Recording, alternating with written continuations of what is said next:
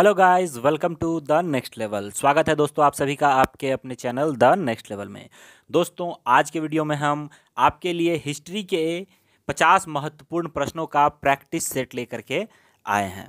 और ऐसे ही practice set आपको ज्योग्राफी, पॉलिटी के भी मिलेंगे और इसके अलावा आपको मॉडल पेपर मिलेंगे 40 क्वेश्चन के, जैसे कि ये आपके एनटीपीसी के एग्ज़ाम में पूछे जाने हैं। तो इन सभी को देखने के लिए आप हमारा चैनल ज़रूर सब्सक्राइब कर लें और इन सब को अगर आप और भी लोगों तक पहुंचाना चाहते हैं तो वीडियो को शेयर ज़रूर कर दें अपने सभी दोस्तों में, ताकि वो सभी आ जाएं और इन क्वेश्चंस का फ़ायदा उठा सकें। तो चलिए शुरू करते हैं हम आज का वीडियो अपना। तो पहला क्वेश्चन हमारे सामने यहाँ पे आता है कि हड़प्पा सभ्यता की खोज किसने की थी। हड़प्पा सभ्यता की खोज किसने की थी?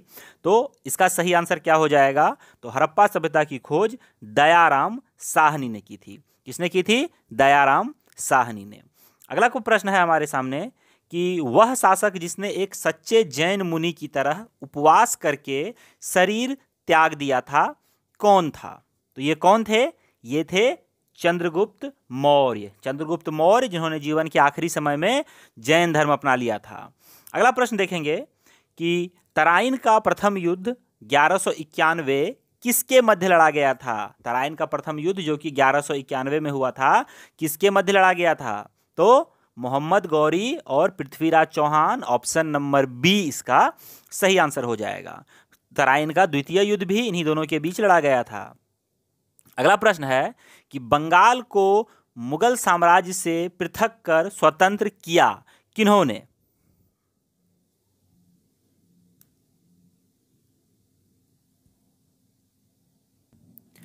तो इसका सही आंसर हो जाएगा Murshid Quli Khan. Option number A, Bengal को मुगल साम्राज्य से पृथक कर स्वतंत्र किया था मुर्शीद कुली खान ने। नेक्स्ट क्वेश्चन देखेंगे, विधवा पुनर्विवाह कानून कब बना? विधवा पुनर्विवाह कानून कब बना था? तो ये बना था 1856 ईस्वी में। कब बना था? 1856 ईस्वी में। अगला क्वेश्चन देखते हैं, अंग्रेजों ने फूट डालो और शासन करो नीति कब अपनाई थी? अंग्रेजों ने फूट डालो और शासन करो नीति कब अपनाई थी? 1858 ईस्वी में अपनाई थी। ऑप्शन नंबर सी, 1858 ईस्वी के बाद। 1858 ईस्वी के बाद अपनाई थी। अगला प्रश्न है कि इंग्लैंड में गृह युद्ध कितने वर्षों तक चला था? इंग्लैंड में गृह युद्ध कितने वर्षों तक चला था? तो ये 7 वर्षों तक चला था। कितने वर्षों तक चला था? 7 वर्षों तक चला था। आगे देखेंगे नेक्स्ट क्वेश्चन कि आर्य भारत में कहां से आए थे? आर्य भारत में कहां से आए थे?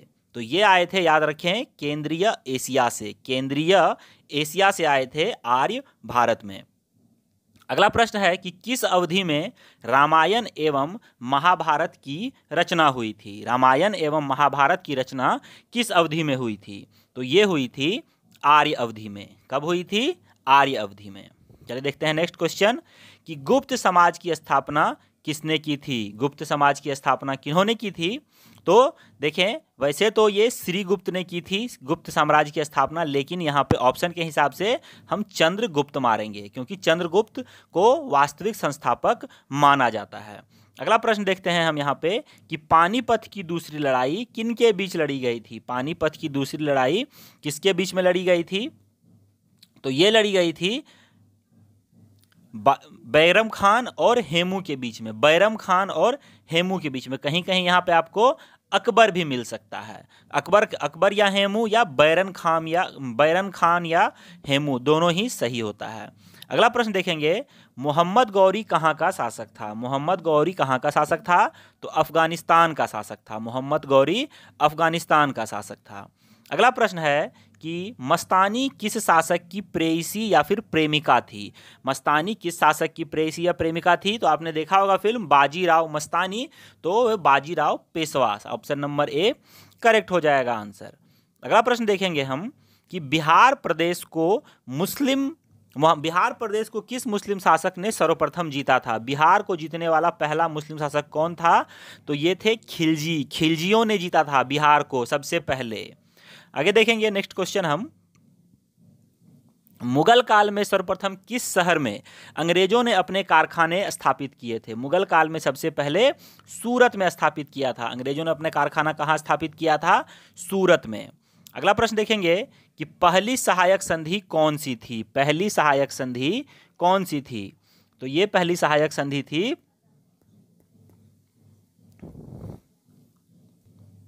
निजाम की संधि। पहली सहायक संधि कौन सी थी, निजाम की संधि। अगला प्रश्न देखते हैं, कर्नाटक संगीत का पितामह किसे कहा जाता है, कर्नाटक संगीत का पितामह किसे कहा जाता है। तो कर्नाटक संगीत का पितामह पुरंदर दास को कहा जाता है। ऑप्शन नंबर सी, पुरंदर दास को, कर्नाटक संगीत का पितामह पुरंदर दास को कहते हैं। अगला प्रश्न है कि किसके शासनकाल में प्रथम चीनी यात्री भारत आया था। तो ये चंद्रगुप्त द्वितीय के शासनकाल में आए थे। ह्वेन स्वांग जो है ये चंद्रगुप्त द्वितीय के शासनकाल में आए थे, प्रथम चीनी यात्री थे। अगला प्रश्न है कि प्रिंस ऑफ बिल्डर्स के नाम से किसे जाना जाता है, किस मुगल बादशाह को प्रिंस ऑफ बिल्डर्स कहा जाता है। तो ये शाहजहां को कहा जाता है, इन्होंने ताजमहल बनवाया था। अगला प्रश्न देखते हैं कि सिख समुदाय के अंतिम गुरु कौन थे, सिख समुदाय के अंतिम गुरु कौन थे। तो ये थे गुरु Gobind Singh, Guru Gobind Singh, option number C, Guru Gobind Singh थे सिख समुदाय के अंतिम गुरु। अगला प्रश्न देखते हैं कि कुचिपुड़ी नृत्य कहाँ से आरंभ हुआ है, कुचिपुड़ी नृत्य कहाँ से आरंभ हुआ है या कहाँ का ये नृत्य है। तो ये आंध्र प्रदेश का नृत्य है, कुचिपुड़ी नृत्य आंध्र प्रदेश का है। अगला प्रश्न देखते हैं कि चित्रकला की गंधार शैली का सूत्रपात किसके द्वारा किया गया था। चित्रकला की गंधार शैली का सूत्रपात महायान संप्रदाय के द्वारा किया गया था। किसके द्वारा किया गया था, तो महायान संप्रदाय के द्वारा। आगे देखेंगे कि ताजमहल की डिजाइन तैयार करने वाला वास्तुकार कौन था, ताजमहल का डिजाइन तैयार करने वाला वास्तुकार कौन था, उस्ताद ईसा, उस्ताद ईसा थे। ताजमहल का डिजाइन किसने तैयार किया था, उस्ताद ईसा ने। अगला प्रश्न देखते हैं, बौद्धों के विश्वास के अनुसार गौतम बुद्ध का अगला अवतार किसे माना जाता है। तो ये माना जाता है कल्कि को। किसे माना जाता है, कल्कि, कल्कि को माना जाता है। आगे देखेंगे कि सम्राट अकबर ने निम्नलिखित में से किस महल का निर्माण फतेहपुर सिकरी में करवाया था। तो ये इन्होंने करवाया था पंचमहल का निर्माण। फतेहपुर सिकरी में अकबर ने पंचमहल बनवाया था। अगला प्रश्न देखेंगे कि कुतुब मीनार के पास लौह स्तंभ किस राजा ने बनवाया था। तो ये बनवाया था चंद्रगुप्त द्वितीय ने, चंद्रगुप्त द्वितीय ने बनवाया था। आगे देखेंगे कि स्वामी दयानंद सरस्वती ने किस समाज की स्थापना की थी। स्वामी दयानंद सरस्वती ने आर्य समाज की स्थापना की थी। दयानंद सरस्वती ने आर्य समाज की स्थापना करी थी। अगला प्रश्न देखेंगे कि निम्नलिखित में से किसने इबादत खाना बनवाया था। इबादत खाना किसने बनवाया था, अकबर ने बनवाया था। किसने बनवाया था, अकबर ने। नेक्स्ट है कि भारत की प्रथम महिला शासक कौन बनी, महिला शासिका कौन बनी थी। तो पता होगा आपको, रजिया सुल्तान या फिर रजिया बेगम, दोनों ही नाम से जानी जाती हैं ये। अगला प्रश्न देखते हैं कि टीपू सुल्तान कहाँ का शासक था। टीपू सुल्तान कहाँ का शासक था। तो ये मैसूर का शासक था। कहाँ का, मैसूर का। आगे देखेंगे हम कि भारत में प्रथम मुस्लिम आक्रमणकारी कौन था। भारत में प्रथम मुस्लिम आक्रमणकारी कौन था। तो ये था महमूद बिन कासिम, महमूद बिन कासिम। बहुत ही कंफ्यूजिंग क्वेश्चन है ये, इसीलिए इसे आप जरूर याद रखें, कंफ्यूज आप इसमें हो सकते हैं। अगला क्वेश्चन देखते हैं कि भारतीय साम्राज्य, प्रथम भारतीय साम्राज्य स्थापित किया था किसने। प्रथम भारतीय साम्राज्य स्थापित किया था चंद्रगुप्त मौर्य के द्वारा। प्रथम भारतीय साम्राज्य स्थापित किया गया था चंद्रगुप्त मौर्य के द्वारा। अगला प्रश्न देखेंगे कि किसके समाधि के कारण नांदेड़ गुरु सिखों द्वारा पवित्र माना जाता है। किसके समाधि के कारण नांदेड़ गुरु द्वारा सिखों द्वारा पवित्र माना जाता है। तो ये गुरु गोविंद सिंह की समाधि के कारण माना जाता है। किसकी समाधि के कारण, तो गुरु गोविंद सिंह की समाधि के कारण। अगला प्रश्न है कि विख्यात सोमनाथ मंदिर को किसने नष्ट कर दिया था। सोमनाथ मंदिर को सुल्तान महमूद ने नष्ट किया था। सुल्तान महमूद ने, मोहम्मद गजनवी ने कई बार लूटा था इसे, लेकिन सुल्तान महमूद ने इसे नष्ट किया था। याद रखें आप इसको। अगला प्रश्न है कि निम्नलिखित में से कौन सबसे पुराना स्मारक है। सबसे पुराना स्मारक निम्नलिखित में से कौन है। तो ये है अजंता की गुफाएं। अजंता की गुफाएं सबसे पुराना स्मारक है इन चारों में से। अगला प्रश्न देखेंगे कि सिंधु घाटी सभ्यता के लोग किसकी पूजा करते थे। सिंधु घाटी सभ्यता के लोग किसकी पूजा करते थे, पशुपति की। किसकी पूजा करते थे, पशुपति की। अगला प्रश्न है कि त्रिपिटक धार्मिक ग्रंथ है किसका? त्रिपिटक जो है वो धार्मिक ग्रंथ है बौद्धों का। त्रिपिटक बौद्धों का धार्मिक ग्रंथ है। आगे है, पानीपत की तीसरी लड़ाई कब हुई थी? पानीपत की तीसरी लड़ाई 1761 में अफगान और मराठा के बीच हुई थी। अफगान और मराठों के बीच में तीसरी लड़ाई हुई थी। अगला प्रश्न है, मुगल साम्राज्य की नींव किस लड़ाई के बाद मानी जाती है? तो ये मानी जाती है पानीपत की प्रथम लड़ाई 1426 ईस्वी में 1526 ईस्वी में हुई थी। प्रथम पानीपत की लड़ाई किसके किसके बीच में? अकबर और बाबर और इब्राहिम लोदी के बीच में हुई थी।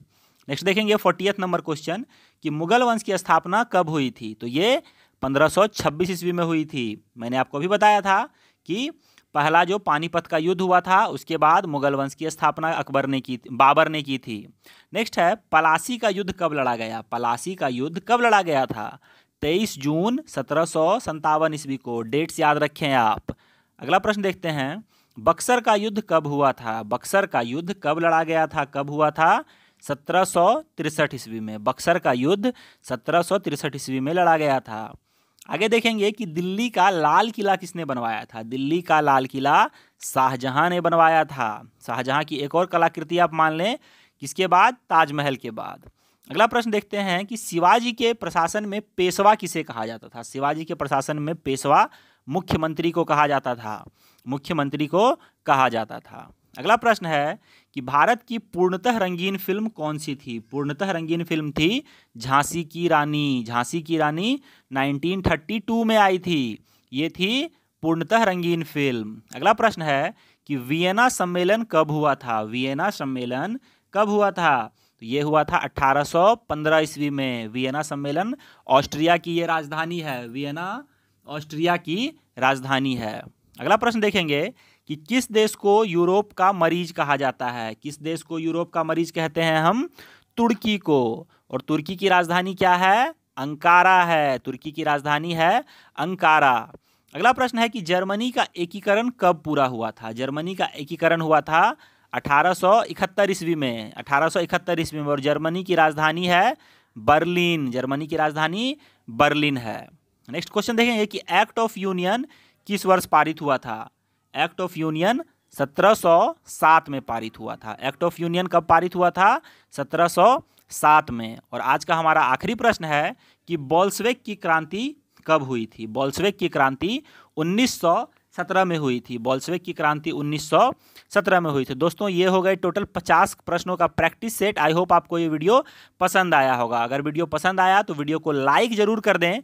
चैनल को सब्सक्राइब नहीं किया सब्सक्राइब कर लें और इस वीडियो को अपने सभी साथियों में शेयर कर दें ताकि वो सभी इस वीडियो को देख सकें। और रोज ऐसे ही आपको प्रैक्टिस सेट मिलेंगे, इसलिए चैनल को अभी सब्सक्राइब कर लें।